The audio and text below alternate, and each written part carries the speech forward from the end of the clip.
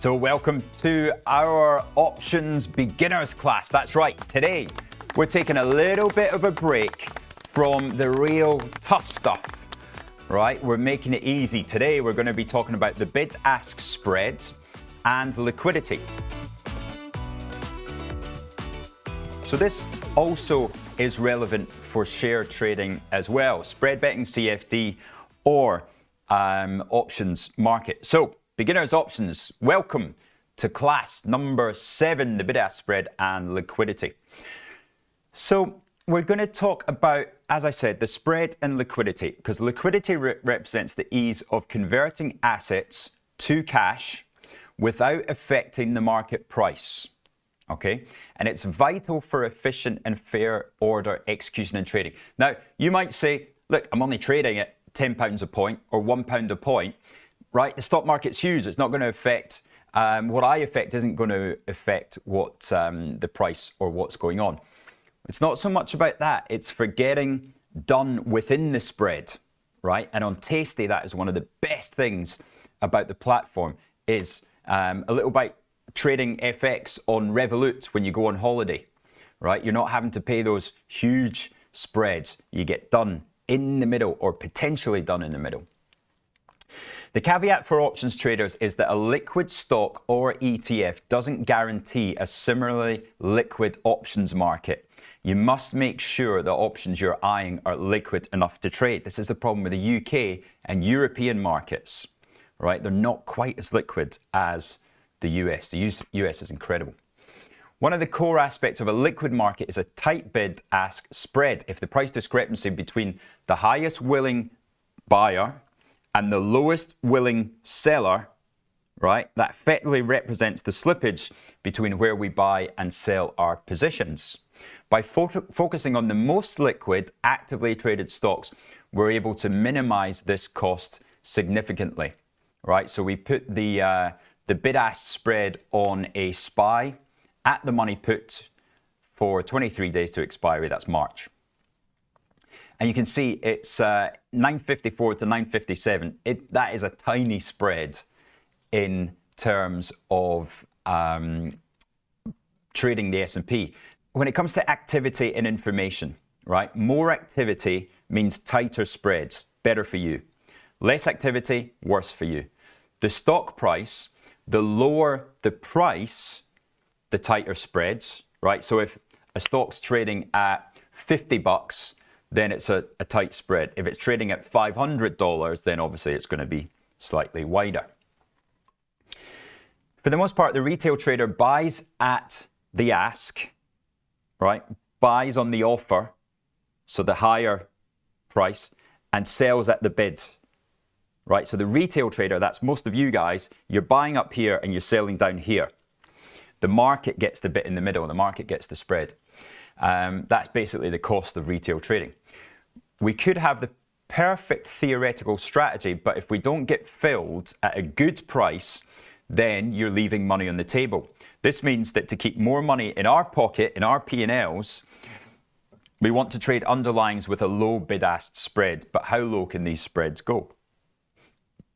Well, if we analyze 5 known highly liquid underlyings, we can conclude that an underlying is liquid if the spread is around 1 to 1.5% of the option's mid-price. Okay, so 1% on the spread. And we've looked at Spiders, Apple, IWN, Russell 2000, and GLG, and Amazon. You can see there the average 1.4 with the 2 indices, because of course indices are hugely liquid, only being 0.3 and 0.6. So obviously individual stocks tend to have slightly wider spreads than ETFs.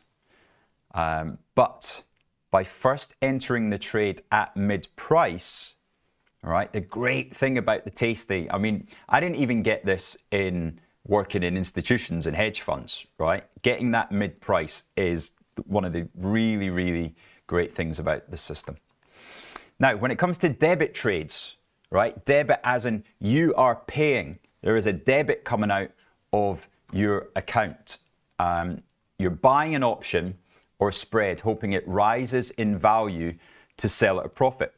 The natural price is the ask, right? That's the first known seller that is shouting out loud on the order book, right? That is the natural price, representing the worst price for you, because that's where you can buy it. The absolute, if you're super aggressive and a takeover bid's just come out, right? You don't care about trading in the middle. You think it's going to go up 10, 15%. You grab that stock that's available right there. And it happens. It's happened to me back in the day before all the machines. A bid hits the screen and you just go in at market to buy as much as possible. Those, were the most exciting times on the trading floor. But that's still the natural price. The vast majority, 99% of the time, you'd rather come inside the spread and get a better price. Ideally, the ask should be near the bid to minimize losses if exiting immediately. For instance, with a 5-cent spread, buying at 145 and selling at 140, you're resulting in a 5 cents loss straight away.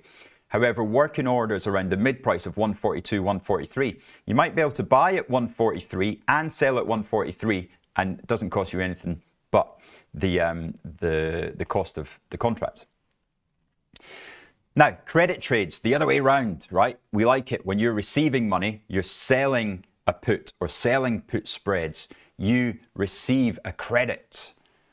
You're collecting the cash, hoping it decreases in value to buy back at a lower price for profit. The natural price is the bid, the worst possible price is that bid, but the best for the market maker. Boo. Closer to this price increases fill chances. Ideally, the bid should be near the ask to minimize losses. And again, if it's a 3-cent spread, right, you would instantly lose 3 cents a share. But you work in the middle, 315, 316, and this is the great thing. So what are the takeaways? Bid-ask spread is the difference between the price to sell or buy shares of stocks and options. The minimum bid-ask spread is, of course, 1 cent. The goal is to trade as close to this as possible. A narrow bid-ask spread usually means fairer pricing and easier navigation getting in and out. Right? I feel like I'm saving money every single time on Tasty when I get done in the middle. Sometimes I even put it on the other side, the more beneficial side, and I get done on there. But that's in a really liquid market. A wide bid-ask spreads indicate an illiquid marketplace where the fair price is unclear and it might be hard to get in and out of trades.